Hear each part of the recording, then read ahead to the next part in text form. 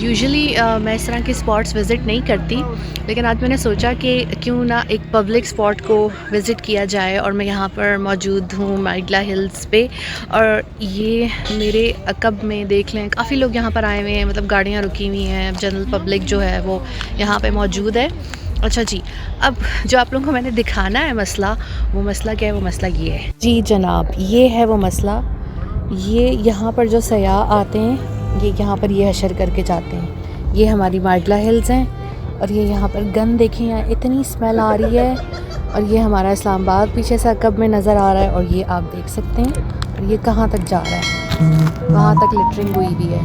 And this is so sad. ये देखें, ये देखें, ये देखें, स्मोकिंग करके जो है लोग, टिशू पेपर्स, पैम्पर्स, सबसे ज़्यादा यहाँ पर कोयला, खाने पीने का सामान और सिगरेट के डब्बे पड़े हुए हैं। सयाहों को वैसे थोड़ी शर्म करनी चाहिए कि अब अपनी जगहों को गंदा क्यों कर रहे हैं। जी, काफ़ी अफसोस हुआ मुझे ये जगह देखकर, और बिल्कुल यहाँ दोबारा आने का दिल नहीं करेगा।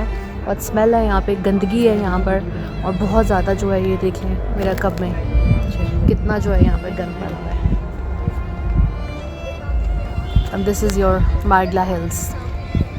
देखिए, और मैं आपको दिखाती चलूँ, ये यहाँ पर हशर हुआ हुआ है।